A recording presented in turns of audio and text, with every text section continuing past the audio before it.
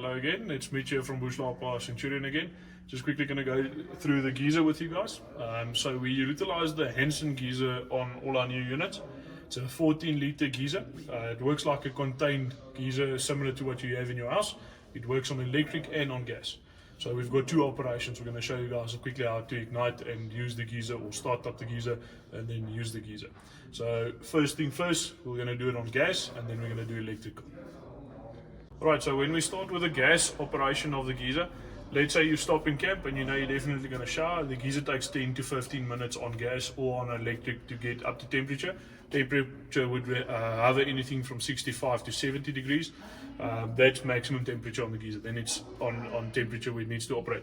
So first step would be on gas. You've got a safety valve inside above your geyser. You'll see there's a safety shuttle valve. You'll open the shuttle valve. Okay, so the shuttle valve will be open first. Then you come to the external part. You will open your bottom hatch. This is the exhaust vent for the gas. Okay, then we know we're safe to open gas. Alright, so next step would then be to open the gas. So we're going towards the nose box. So when you look at your gas bottle installation, the one closest to the geyser, which would be the left hand side, that is for the geyser. The right hand side is for the stove. So you'll open your gas on the gas bottle, and then the next step would be to switch over between gas and electric on the switch panel. So the whole system is controlled here by your DB board. So first thing first, you'll put on your mains, you'll put on your water pump switch, then you will bleed the geyser first. So you want to run a bit of water through the geyser system using your shower hose that is by the geyser. Okay?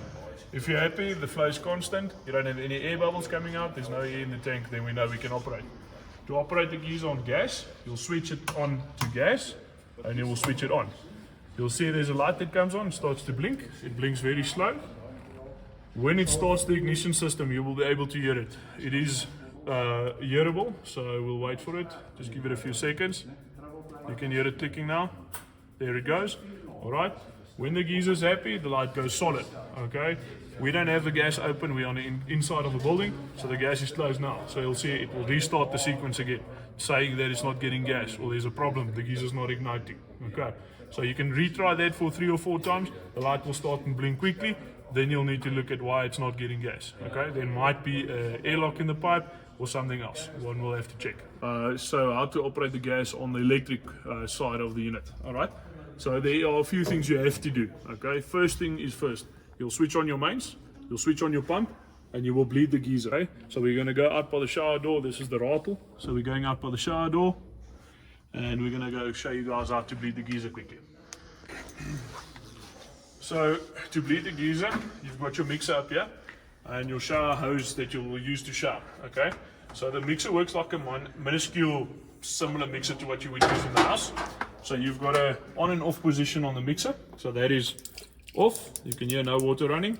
There's on, you can hear the water in the pump running. Okay, now if you imagine a mixer where you lift it up and you swing, so lift up and swing and use the mixer at home, same idea.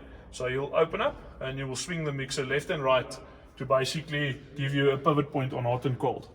So there's the swivel point. Okay, in the off position it can also swivel, but it's not going to do anything. Okay, so we want it to be on, and you want it to be on any one of the two settings. For me, I always put it to the left hand side, then you know it is the hot water, and you want a constant flow coming out the water or out the geyser.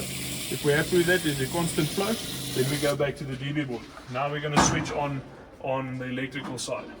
So to switch on the geyser on the electric part, when you're happy your water tank or your geyser is bled out, you've got no air coming into the system. First thing you would want to do, you have your mains and your pump is on already, we've bled the geyser. Now we switch on the geyser element switch, okay? We're on power, then we switch over between gas and electric, and you switch on, you'll see the light comes on.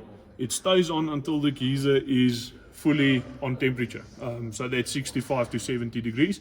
Then you know the light goes dead completely, you know the geyser's happy, it's on temperature. If the light starts to flicker, there's a problem, okay? Might have to restart the sequence.